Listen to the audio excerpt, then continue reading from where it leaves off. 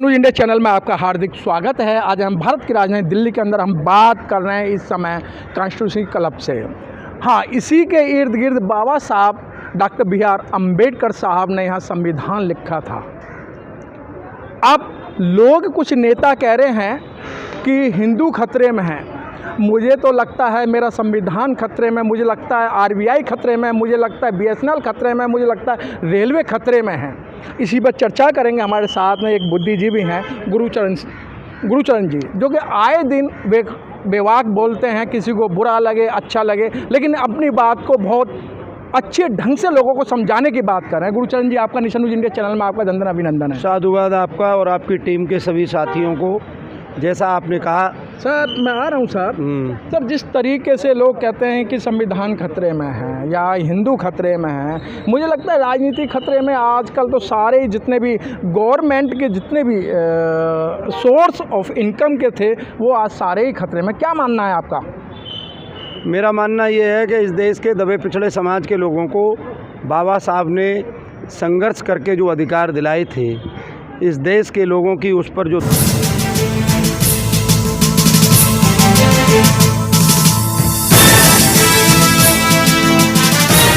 हमें अच्छी प्रतीत नहीं होती।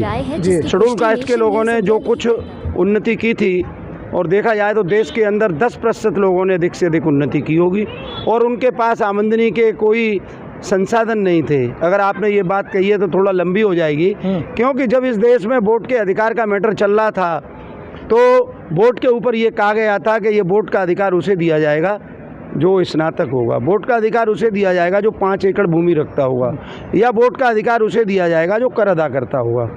हमारे सब कुछ कहना चाहिए, जो भी शब्द अच्छा लगता हो। जो बोधिसत्व बाबा साहब परम पूज्य भीमराव अम्बेडकर जी ने हमको ये अधिकार संसद सभा में, वो जो संविधान की डिबेट सभा में बड़ी जद्दोजहद के बाद ये अधिकार दिलवाया, और उन्होंने कहा कि एक व्यक्ति एक वोट एक मूल्य का अधिकार होगा। और उन्होंने इस पर, जैसा पढ़ने में आता है कि उस समय की तत्कालीन जो मंत्री थी राजकुमारी अमृता कौर श्रद्धेया, उनसे काफ़ी जद्दोजहद हुई वोट के ऊपर, और वोट का अधिकार मिला। और बाबा साहब ने कहा था कि हमारी ज़मीनें थी, खेत थे, वो यहाँ के सामंतशाही लोगों ने घेर लिए, हमको स्कूल में पढ़ने नहीं दिया गया, शिक्षा से बाहर कर दिया, हमारे हाथ की कोई छुई चीज़ें नहीं लेता था, तो फिर हम कर अदा कहाँ से करेंगे, हम स्नातक कहाँ से होंगे? क्योंकि 1907 के अंदर जैसा डेटाज उपलब्ध है, 1920 तक भारत के अंदर शेड्यूल कास्ट का एक एक व्यक्ति एक एक राज्य में हाई स्कूल मिलता था, एक एक राज्य में। गुरुचरण जी, जिस तरीके से आपने बात बताई, तो बहुत बात पुरानी हो गई है और लोगों के दिलो दिमाग में बैठ चुकी हैं। सर, सरकार की तरफ से अगर कोई एक चीज़ सुविधा लायक मिलती है, तो उस पे पहले ही इतना विरोध होना स्टार्ट हो जाता है। क्या जो सुविधाएं, जैसे मैं यूजीसी की बात कर रहा हूँ, यूजीसी लागू भी नहीं है, उससे पहले विरोध होना स्टार्ट हो गया था। क्या मानसिकता है कि सरकार की? बाबा साहब ने एक बात कही थी इसके संबंध में, जब आपको पीछे जाना पड़ेगा 1942 से 46 में, जब बाबा साहब यहाँ ब्रिटिश काउंसिल के अंतर्गत लॉ मिनिस्टर, ब्रिटिश काउंसिल में श्रम कल्याण मंत्री थे, और उनके पास 7 विभाग थे। तो यहाँ उस समय गवर्नर जनरल लॉर्ड लिनलिथगो थे, और एएमयू को 3 लाख रुपए, और 3 लाख रुपए जो दिए गए थे बीएचयू को दिए गए थे। ऐसा पढ़ने में मिलता है कि गांधी जी ने इस बात पर, जब ब्रिटिश प्रधानमंत्री शायद विंस्टन चर्चिल थे उस समय, उनसे बात की और उन्होंने पूछा कि भाई यहाँ के अछूतों का क्या होगा, दबे पिछड़ों क्या होगा। तो गांधी जी ने ऐसा बताया कि भाई वो हमारे घर का मैटर, हम बात कर लेंगे। लेकिन बाबा साहब अपनी जिद पर अड़े, और बाबा साहब ने गवर्नर जनरल से बात की और तत्कालीन प्रधानमंत्री ब्रिटिश गवर्नमेंट से बात की, और उन्होंने कहा, तो उस समय विंस्टन चर्चिल से बाबा साहब ने कहा था कि आप मुझे क्या मानते हैं? तो वहाँ के प्रधानमंत्री ने कहा था, मैं आपको 500 स्नातकों के बराबर योग्य मानता हूँ। तो बाबा साहब ने कहा, जब आप मुझे 500 स्नातकों के बराबर योग्य मानते हैं, तो मुझे भी ये अधिकार मिलना चाहिए। मैं उसी पे आ रहा हूँ, 1 मिनट मेरी पूरी बात सुनिए। तो मैं आपसे अनुरोध करूँगा, उसी पे आ रहा हूँ जो आप कहना चाह रहे हो। तो बाबा साहब ने ये कहा था कि जब जो है मेरे लोगों को भी आप ये अधिकार दीजिए। तो सरकार ने कहा कि हम बात कर चुके हैं। तो उन्होंने कहा, राउंड टेबल कॉन्फ्रेंस में ये बात सिद्ध हो चुकी है कि SC/ST को मैं रिप्रेजेंट करता हूँ। उस समय SC/ST नहीं था, अछूत कहा जाता था।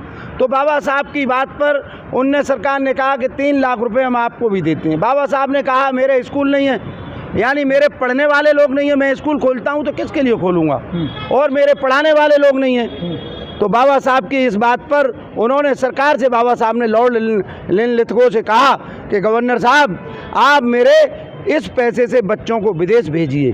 तो उस समय जो पढ़ने में मिलता है कि पहली किस्त 16 बच्चों की विदेश पढ़ने के लिए गई 1944 में।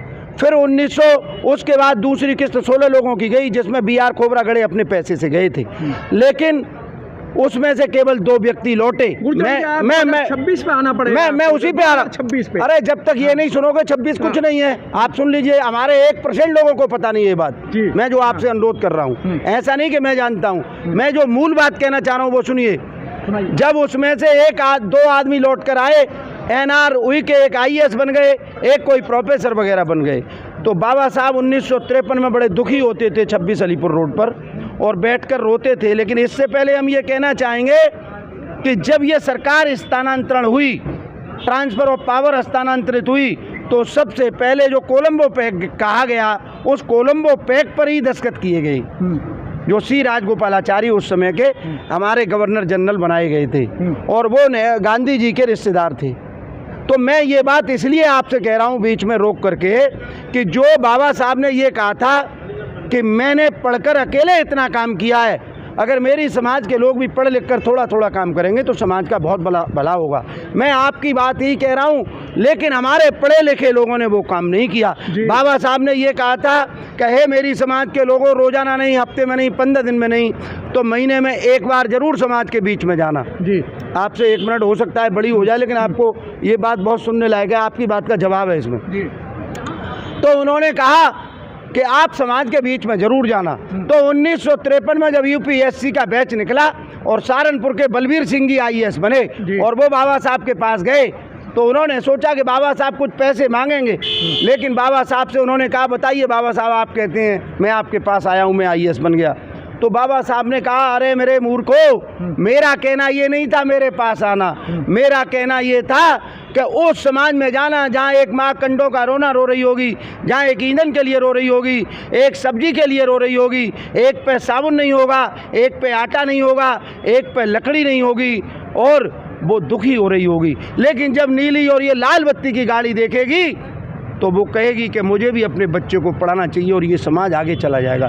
मेरा कहने का उद्देश्य ये है कि जो 26 की समस्या आज हमारे सामने आके खड़ी हुई है, अगर हमारे लोग उस समय ये काम जो बाबा साहब ने कहा था अगर उस पर चलते, तो हमारे हजारों IAS, हजारों सांसद जगह जगह विश्वविद्यालय बनवाते, हम दूसरों के ऊपर आश्रित नहीं होते। आज निजीकरण जो है वो दोगीकरण शिक्षा बन गया है।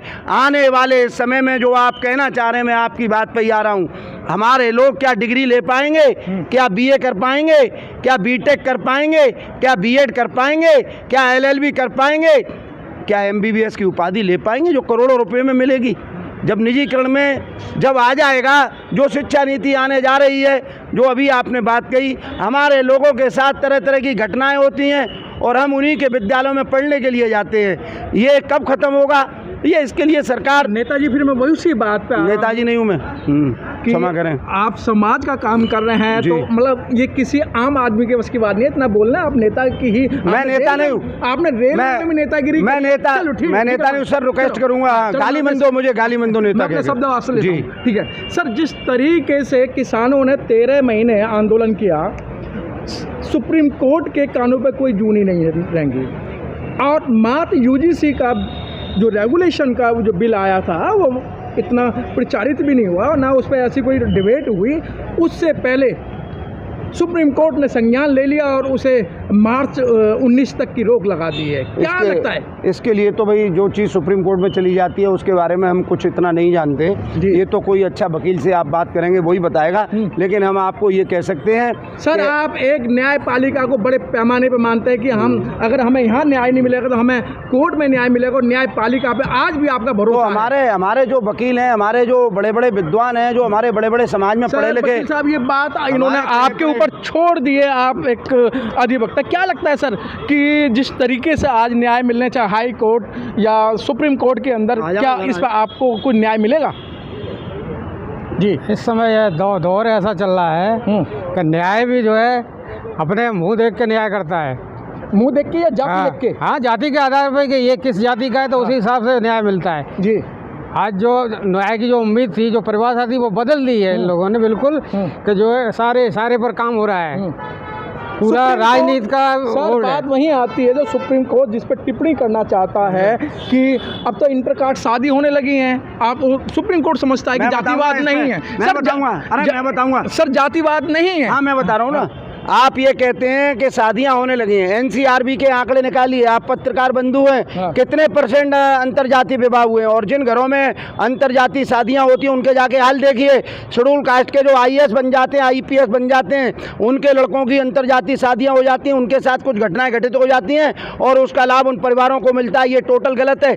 ऐसा लोगों ने माना था कि अंतर्जातीय भोज होना चाहिए, बाबा साहब ने इसका साफ विरोध किया, लेकिन अंतर्जातीय शादियां, इसको सरकार ऐसी कोई पॉलिसी बनाए, उसे समाज में लाकर इसको लागू करवाए, तब तो आप कह सकते हैं। लेकिन बहुत अच्छी बात सर, आप बहुत अच्छी बात कही। आज देश को आज़ाद हुए 76-78 साल होने जा रहे हैं, लेकिन आज भी मूछ रखने पे मार दिया जाता है, सिर पर टोपी रखने पे मार दिया जाता है। अब तो वीडियो ऐसी वायरल हो रही हैं कि सरेआम जो दलित समाज है, बहुजन समाज के मुंह पे पेशाब कर दिया जाता है, लेकिन सरकार जो सुप्रीम कोर्ट है उसका संज्ञान नहीं ले रही है। वो संज्ञान सिर्फ इस बात का ले रही है कि भाई UGC का विरोध हो गया, इसको हम 19 मार्च तक हम इसको स्थगित करते हैं। इसमें हमारे लोगों की भी गलती है। जो घटनाएं आप बता रहे हैं, जब दूसरे लोग बता रहे हैं सर, मैं आपके मुंह से ही सुन रहा हूं, जब दूसरे लोग इस तरह की घटनाओं पर उनके समुदाय के लोग सुप्रीम कोर्ट में जाकर, हाई कोर्ट में जाकर खुद केस खड़ा करते हैं, उसके लिए लड़ते हैं, क्या आपके लोग जो बड़े बड़े बैरिस्टर और वकील हैं, बड़े बड़े नेता हैं, बड़े बड़े मंत्री हैं, क्या उनको उनके संज्ञान में नहीं है ये? अगर उनके आप मानते हैं संज्ञान में है तो इसके लिए उनको लड़ना चाहिए। अगर समाज का थोड़ा भी अंश अपने अंदर मानते हैं तो इसके लिए आदमी को लड़ना चाहिए। खुद ही को कर बुलंद इतना, खुदा बंदे से ये पूछे कि दीदारे तेरी रजा क्या है। आप बताइए, मेरे उत्तर प्रदेश में, छोटे से उत्तर प्रदेश में यादव समुदाय के लोगों ने कई विश्वविद्यालय स्थापित किए हैं। शेड्यूल कास्ट के लोग जो मंत्री रहे, महामंत्री रहे, नेता रहे हैं और बड़े बड़े पदों पर रहे, क्या एक विश्वविद्यालय किसी शेड्यूल कास्ट के व्यक्ति ने स्थापित किया? आप इसका जवाब दें। मैं पत्रकार बंधु आपसे पूछना चाहता हूं, हम इसके लिए दूसरों को ही गाली देते रहे, ब्राह्मण या ठाकुर या मतलब छत्री किसी को कहते रहे या वैश्य को कहते रहे, मैं इसके लिए दोषी नहीं मानता। क्योंकि आज जो मेरे लोग, चाहे वो मतलब उंगलियों पर हों, लेकिन वो अगर सहयोग करें तो ये समाज बहुत आगे जा सकता है। लोगों को ये सीखना चाहिए कि एक डॉक्टर अंबेडकर ने लड़ करके, और लेकिन इसके लिए निष्ठावान चाहिए। जो बहुत अच्छी बात कि गुरुचरण जी ने बहुत अच्छी बात बताई, और वो मैं पहले ही बताया था कि बेवाक बोलते हैं। ये हकीकत बात है कि अपने जो लोग हैं, जिन्हें दलित समुदाय के लोग कहा जाता है, आज वो सिर्फ गुलामी के अलावा उनके पास कुछ नहीं है। रिजर्वेशन भी उन्हें चाहिए, उनके बच्चों को चाहिए और उनके नाती पोतों को लिए चाहिए, जिसकी बदौलत आप यहाँ तक आए थे, लेकिन आपने उनकी तरफ नहीं देखा। और आज जो जितनी भी जो परेशानियाँ आ रही हैं, जिस तरीके बाबा साहब का एक व्याख्यान बताया कि बाबा साहब ने एक बलवीर